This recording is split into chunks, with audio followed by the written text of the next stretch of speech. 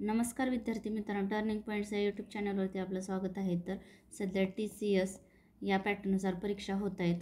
समाज कल्याणच्या वन विभागाच्या जागा निघाल्या आहेत. तर या सगळ्यांचा विचार करता आपण बुद्धिमत्ता विश्लेषण सिरीज सुरू केला आहोत. तर चला तर प्रश्न पाहू आपण. प्रश्न आहे, एका विशिष्ट सांकेतिक भाषेत स्टड फर्मला FGHOSNEZ असे लिहिले जात असेल तर त्या सांकेतिक भाषेत न्यूक्लिअरला कसे लिहिले जाईल. तर परत एकदा मी मागच्या पण व्हिडिओमध्ये तुम्हाला सांगितले आहे, ABCD असं लिहून तुम्ही ना 1 2 3 4 असे क्रमांक द्या. यम हा 13 नंबरला येतो आणि परत लगेच N हा खाली आणि N हा 14 नंबरला आणि इकडं कंटिन्यू ABCD करा आणि परत त्याला नंबर द्या. Z हा लास्ट 26 नंबरला Aच्या खाली येतो. तर अशा प्रकारचे प्रश्न सोडवण्यासाठी तुम्हाला ह्याची खूप मदत होऊन जाईल. तर STUDFARM ला काय लिहिलं आहे, FGHOSNEZ लिहिलं आहे. तर बघा, F आणि S मध्ये 13 अक्षरांचा फरक आहे, म्हणजे -13. याच्यामध्ये पण -13. तुम्ही ABCD काढून बघा आणि परत इथं एसच्या 13 मागे जावा म्हणजे F येईल. तर तुम्हाला लक्षात येईल ABCD काढल्यानंतर. म्हणजे यांच्यामध्ये किती, एसच्या नंतर -13 F घेतला आहे. तर आपण NUCLEAR.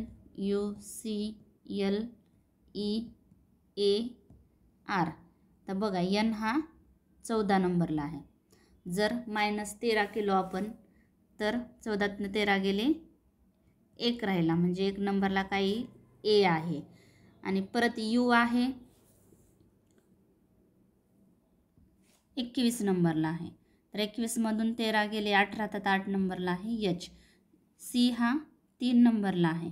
तर आता बघा, C 3 नंबर, जर मायनस आपण 13 केलो होत नाही, तर मग C पासून 13 घर म्हणजे 13 अक्षरं मागे जायचं. तर 13 अक्षरं मागे गेल्यानंतर P येते. P परत L आहे 12 नंबरला. आता 12तनं 13 कसे जाणार, तर बघा आता इथंपर्यंत झाले,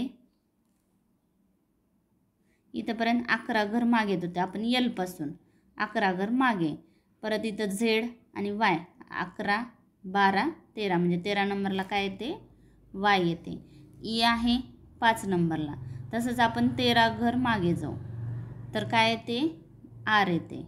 आणि A आहे 1 नंबरला. 13 घर जर आपण मागे गेलो तर येते N. आणि R आहे 18 नंबरला. 18तनं 13 गेले, 5 राहतात, 5 नंबरला आहे E. तर आपलं उत्तर आहे AHPYRNE, जे आपलं उत्तर आहे हे. चला तर पुढचा प्रश्न पाहू आपण. प्रश्न आहे, खालील पर्यायामधून असा पर्याय निवडा जो तिसऱ्या शब्दाशी असा संबंधित आहे जसा दुसरा शब्द पहिल्या शब्दाशी संबंधित आहे. हे बघा, कार्डिओलॉजिस्ट हृदय, नेफ्रोलॉजिस्ट कार्डिओलॉजिस्ट हृदयाच्या डॉक्टरांना कार्डिओलॉजिस्ट म्हणतात इंग्लिशमध्ये. तर किडनीच्या डॉक्टरांना नेफ्रोलॉजिस्ट असे म्हणतात, म्हणून आपलं उत्तर आहे हे. तर चला तर पुढचा प्रश्न पाहू आपण. प्रश्न आहे, प्रश्नात 3 विधाने दिली आहेत, त्यानंतर 3 निष्कर्ष दिले आहेत. विधाने जरी सामान्यतः ज्ञानव्यथांशी विसंगत वाटत असले तरी त्या सत्य म्हणून स्वीकारा. कोणता निष्कर्ष तार्किकदृष्ट्या बरोबर आहेत ते ठरवा. तर विधान आहे, काही दिवे घड्याळे आहेत. आपण आता आकृतीद्वारे हे गणित सोडू. काही दिवे, हे दिवे काढू आपण अगोदर. ही दिवे, काही दिवे घड्याळे आहेत, म्हणजे हे घड्याळ.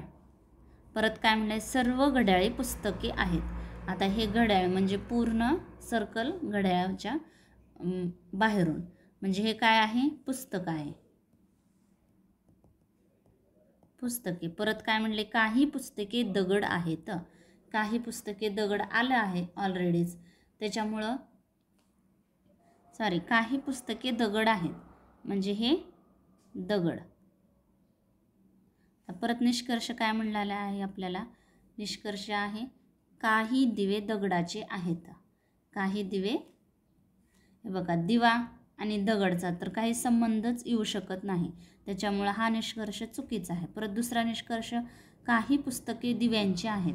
हे पुस्तके आहेत आणि हे दिवे आहेत, म्हणजे काही पुस्तके दिव्यांचे असू शकतात, म्हणजे हे निष्कर्ष बरोबर आहे. आणि तिसरा निष्कर्ष आहे काही घड्याळे दगड आहेत. हे बघा दगड आणि घड्याळ यांचा पण काही संबंध येऊ शकत नाही, म्हणजे हे पण निष्कर्ष चुकीचा आहे. तर आपलं उत्तर आहे फक्त दुसरा निष्कर्ष बरोबर आहे, म्हणजेच फक्त निष्कर्ष 2 अनुसरण करतो, म्हणजे आपलं उत्तर आहे हे. तर चला तर पुढचा प्रश्न पाहू आपण. प्रश्न आहे दिलेले पुढील अक्षरमाला पूर्ण करा. तर A C D A D E F double E J A C के. तर इथले आपला अक्षरमाला पूर्ण करायची. परत तुम्हाला इथं A B C D E या ABCDची गरज पडली आहे. 1 नंबर 2 3 4 5 तुम्ही कंटिन्यू करा. यम हा 13 नंबरला, यन 14 नंबरला, इकडं कंटिन्यू ABCD करा. झेड हा 26 नंबरला येतो. तर ए 1 नंबरला, 1चा वर्ग 1च. परत ए 1 नंबर प्लस सी 3 नंबर किती झाले 4, म्हणजे इथं कितीचा वर्ग केला 2चा वर्ग. परत डी आहे 4 नंबर प्लस 1 ए 1 नंबरला. परत डी किती नंबरला 4 नंबरला. 4 आणि 4 8 आणि 1 9, 9 म्हणजे 9 कितीचा वर्ग आहे 3चा वर्ग. परत यफ, यफ हा 6 नंबरला आहे. परत ई 5 नंबरला, ई 5 नंबरला. 5 आणि 5 10, 6 10 6 16, 16 इथं 16 कितीचा वर्ग आहे तर 4चा वर्ग आहे. परत आता इथं जे आहे 10 नंबरला, प्लस ए आहे 1 नंबरला, प्लस परत सी आहे 3 नंबरला, प्लस के आहे 11 नंबरला. यांची बेरीज येते 25. 25 हा कितीचा वर्ग आहे तर 5चा वर्ग आहे. तर आपल्याला आता इथं बघा, इथं 1चा वर्ग, परत 2 3 4 5, आता 6चा वर्ग पाहिजे, म्हणजे 6चा वर्ग किती आहे 36 आहे. तर याच्यामध्ये आर हा 18 नंबरला येतो. परत आय 9 नंबरला, डी आहे 4 नंबरला आणि ई आहे 6 नंबरला. म्हणजे यांची बेरीज येते 5 नंबरला ई, यांची बेरीज येते 36. आणि 36 हा कशाचा वर्ग आहे तर 6चा वर्ग आहे. तुम्ही याची बेरीज करून बघा, येणारच नाही. शेवटी 4 हा पर्याय बरोबर आहे. तर चला तर पुढचा प्रश्न पाहू आपण. प्रश्न आहे दिलेल्या पर्यायामधून आकृती निवडा जी आकृती मालिकेतील प्रश्नचिन्हाच्या जागी येईल. ह्या आकृत्या दिल्या आहेत बघा. आता ऑब्झर्व करा तुम्ही. प्रत्येक आकृतीत पहिल्यांदा 1 त्रिकोण, परत 2 त्रिकोण, 3, म्हणजे इथल्या आकृतीत किती त्रिकोण येणार 4 येणार. आणि एकाच लेवल नाहीत, खालीवरी काहीच नाही. म्हणजे याच्यावरती दुसरा त्रिकोण, याच्यावरती तिसरा त्रिकोण, म्हणजे आता हे त्रिकोण 4 इथं पण आहे, इथं पण आहे. इथं येणार नाही कारण की हे समोरासमोरचे टोक आहेत, म्हणजे हा कटला, हे पण कटलं. तर या दोन्हीपैकी कोणता येईल तर हे ॲरो जे आहे इकडं आहे. परत इकडं घड्याळाच्या दिशेने फिरत आहे ॲरो. परत इकडं आता इथं आहे, म्हणजे हा ॲरो इथं येतो, म्हणजे आपली आकृती हे बरोबर आहे. म्हणजे 4थ्या क्रमांकाला हे आकृती येईल, म्हणून आपलं उत्तर आहे. तर चला तर पुढचा प्रश्न पाहू. प्रश्न आहे आकलन. प्रश्न आहे 4 विद्यार्थी आहेत, SPUG. हे आता आपण इथं बॉक्सच्या साहाय्याने हे गणित सोडवू, म्हणजे आपल्याला गणित सोडवण्यासाठी मदत होईल. चला तर किती विद्यार्थी आहेत 4 विद्यार्थी. कोणचे SPUG 4 विद्यार्थी आहे. तर काय फ्रेंच म्हणजे भाषा, फ्रेंच. दुसरं स्पॅनिश, जर्मन आणि तिसरी भाषा आहे इंग्रजी. परत वाद्य आहेत. वाद्य कोणचे आहेत बासुरी, तिसरा आहे व्हायोलिन, तिसरा आहे गिटार आणि चौथा आहे तबला. पुढे बघा आता तबला. यादच्छिक क्रमाने आहेत. एक विद्यार्थी फक्त एक भाषा बोलू शकतो आणि फक्त एकच इन्स्ट्रुमेंट वाजवू शकतो. तर यू गिटार वाजवतो. यू कुठं आहे? इथं आहे यू. तर यू गिटार वाजवतो म्हणजे इथं वाजवतो, म्हणजे हा पण वायलन नाही, आता त्याचं कटलं आहे.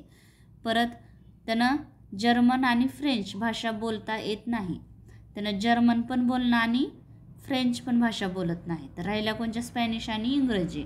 परत बासरी वाजवणारा विद्यार्थी ना स्पॅनिश आहे ना जर्मन बोलू शकतो. बासरी वाजवणारा शकतो. तर यस तबला वाजवतो. यस काय वाजवतो? तबला वाजवतो. म्हणजे हे 3 इन्स्ट्रुमेंट याचे कटले. यस तबला वाजवतो. आणि जी इंग्रजी बोलू शकतो. जी आहे इथं, जी इंग्रजी बोलू शकतो म्हणजे हे भाषा कटल्या. जे एक जण एकच भाषा बोलतो ना. तर पुढे फ्रेंच बोलणारा विद्यार्थी तबला किंवा बासरी वाजवत नाही. फ्रेंच बोलणारा विद्यार्थी तबला म्हणजे हे ना फ्रेंच बोलणार नाही म्हणजे तबला वाजवतो ना, आणि परत तबलाही वाजवू शकत नाही आणि बासरीही वाजवू शकत नाही. इथं पीचं पण दिलं नाही आपल्याला आणि यसचं भाषा दिली नाही, पण यसची जे वाद्य वाजवते ते दिलं आहे. पण इथं काय म्हणले? बासरी वाजवणारा विद्यार्थी ना स्पॅनिश आहे ना जर्मन बोलू शकतो. म्हणजे आता पीला जर आपण बासरी घेतलो तर तो फ्रेंच बोलेल, म्हणजे बासरी वाजवणारा स्पॅनिश पण बोलत नाही आणि जर्मन पण बोलत नाही. म्हणजे आता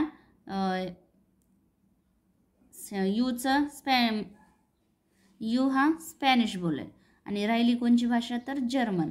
म्हणजे यस हा जर्मन बोलतो. बघा, यस जर्मन बोलतो आणि तबला वाजवतो. पी हा फ्रेंच बोलतो आणि बासरी वाजवतो. यू हा स्पॅनिश बोलतो आणि गिटार वाजवतो. आणि जी हा इंग्रजी बोलतो आणि त्याचं राहिलं जीचं हे व्हायोलिन, म्हणजे त्यानं व्हायोलिन वाजवतं. तर आपल्याला काय विचारलं आहे? तर फ्रेंच बोलणारा विद्यार्थी कोणते संयोजन बरोबर आहे? तर हे आपल्याला खालचे ऑप्शन दिले आहेत, म्हणजे कोणचं बरोबर आहे ते विचारलं आहे. तर पी हा फ्रेंच बोलतो, बरोबर आहे. पी फ्रेंच बोलतो, बरोबर आहे. यस स्पॅनिश नाहीच. जी जर्मन नाही. आणि यू हा इंग्रजी बोलतो. यू इंग्रजी बोलत नाही, तर जी इंग्रजी बोलतो, म्हणजे आपलं उत्तर आहे हे पहिलं. चला तर पुढचा प्रश्न पाहू. प्रश्न आहे, आपल्याला हे प्रश्न दिला आहे, म्हणजे यस ही पीची पत्नी आहे, हे आपल्याला याच्यामधून साध्य करायचं आहे. तर कोणचा ऑप्शन बरोबर येईल? आपण 2 नंबरचा ऑप्शन घेऊ. P plus Q. हे बघा इथं पी प्लस क्यू. पी हा बीचा पिता आहे. पी हा क्यूचा पिता आहे. क्यूचा पिता कोण आहे? पी, म्हणजे हा पुरुष झाला. परत काय आहे? क्यू गुणुले आर. हे क्यू हा आरचा भाऊ आहे. इथं आरचा भाऊ कोण आहे? क्यू, म्हणजे हा पण पुरुष झाला. आपण पुरुष चौकोनात घेऊ. क्यू हा आरचा भाऊ आहे. पुढे आहे आर भागिले यस. आर ही एसची मुलगी आहे. एसची मुलगी कोण आहे? तर ही आर आहे, म्हणजे आर ही मुलगी म्हणजे लेडीज आहे. आणि परत हे मुलगी. क्यू आर बहीण भाऊ आहेत. आता क्यूचे पिता पी आहेत आणि यसची मुलगी आर आहे, म्हणजे यस लेडीजच आहे. हे दोघं पती पत्नी आहेत. तर आपल्याला काय म्हणले? यस ही पीची पत्नी आहे, हे आपल्याला साध्य करायचे आहे. म्हणजे बघा साध्य झाले, हे पती पत्नी आहेत दोघं, म्हणजे हे ऑप्शन आपलं बरोबर आहे. तर चला तर पुढचा प्रश्न पाहू. प्रश्न आहे, जर 42, 51, 45, 63 या संकेताच्या प्रत्येक विषम अंकात 3 मिळवले आणि प्रत्येक सम अंकातून 1 वजा केला तर अशा प्रकारे तयार होणाऱ्या संख्यांमध्ये सर्वात मोठ्या आणि सर्वात लहान अंकांतील फरक किती असेल? आता विषममध्ये 3 संख्येच्या प्रत्येक विषम अंकात 3 मिळवणे म्हणजे +3 करायचं, आणि सममध्ये हे विषम मध्ये +3 करायचे आणि सममध्ये -1 करायचे आहे. तर बघा आता 4 समसंख्या आहे. म्हणजे -1 केलं 3 येते, 2 ही समसंख्या आहे तर 1 येते, 5 विषम संख्या आहे म्हणजे 5 मध्ये 3 मिक्स करायचे 8, परत 5च्या नंतर 1 ही विषम संख्या आहे तर 1 मध्ये 3 मिसळे 4 झाले, परत 4 समसंख्या आहे -1 3 झाले, 5 विषम संख्या आहे तर 5 आणि 3 8 झाले, 6 समसंख्या आहे तर -1 5 झाले आणि 3 ही विषम संख्या आहे तर ॲड 3 6 झाले. तर ही आपली संख्या तयार झाली आहे. तर सर्वात मोठी संख्या 8 आहे आणि सर्वात लहान संख्या 1 आहे तर 8 + 1 7 आलं म्हणजे आपलं उत्तर आहे हे. तर चला तर पुढचा प्रश्न पाहू आपण. प्रश्न आहे 5व्या क्रमांकाशी संबंधित असलेला पर्याय निवडा ज्याप्रमाणे दुसरा क्रमांक पहिल्या क्रमांकाशी संबंधित आहे आणि चौथा क्रमांक तिसऱ्या क्रमांकाशी संबंधित आहे. बघा ह्या दोन्हीचा एकमेकांशी संबंध, ह्या दोन्हीचा, तर इथली संख्या शोधायची आहे. तर बघा आता 76 आणि हे 16, जर आपण 16 गुणिले 5 केलो 16 पंचे 80 वजा 4 केलो 76 आलं, हे आलं बरोबर. परत 12ला तसंच करू, 12 गुणिले 5 12 पंचे 60 वजा 4 केलो 56 हे आलं. आता आपल्याला इथं 21, जर आपण ऑप्शनमधूनच जाऊ 7 7 7 49 येणार नाही, 18चा तर वर्ग खूप मोठा होऊन जाईल, 18 पंचे 90 आणि 11 पंचे 55 11 पंचे 55 हे येणारच नाही म्हणजे 5 5 25 घे, 5 गुणिले 5 25 वजा 4 21 म्हणजे आपल्या इथं कोणची संख्या येईल तर 5 येईल. तर आपलं उत्तर आहे हे. तर चला तर पुढचा प्रश्न पाहू आपण. प्रश्न आहे प्लस आणि भागाकार यांची अदलाबदल केली आणि भागाकार आणि गुणिले यांची अदलाबदल केली तर खालील समीकरणात प्रश्नचिन्हाच्या जागी काय येईल. बघा समीकरण लिहू आपण. हे 100 गुणिलेच्या ठिकाणी मायनस घेऊ 121, प्लसच्या ठिकाणी भागाकार, परत 11 मायनस आहे तर गुणिले 7 भागाकारच्या ठिकाणी प्लस 24, मायनसच्या ठिकाणी गुणाकार 8 गुणिलेच्या ठिकाणी मायनस 33 आणि गुणाकाराच्या ठिकाणी मायनस 99 आणि भागाकाराच्या ठिकाणी प्लस 17. हे बघा 11 1 11 11 1 11 11 1 11.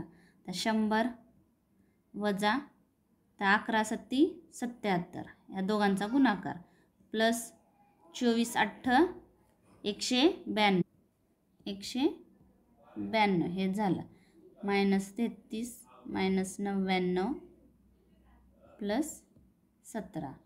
तर आता ह्या दोन्हींची वजाबाकी केल्यास 23 येते, प्लस ह्या दोन्हींची वजाबाकी किती आले 149 वजा 99 प्लस 17. परत ह्या दोन्हीची वजाबाकी केलं 23 प्लस 60 प्लस 17 यांची बेरीज येते 100. तर आपलं उत्तर आहे हे. तर चला तर म्हणजे आपलं उत्तर हे आहे. तर अशा प्रकारे आपण बुद्धिमत्ता विश्लेषण सिरीज सुरू केलं आहोत.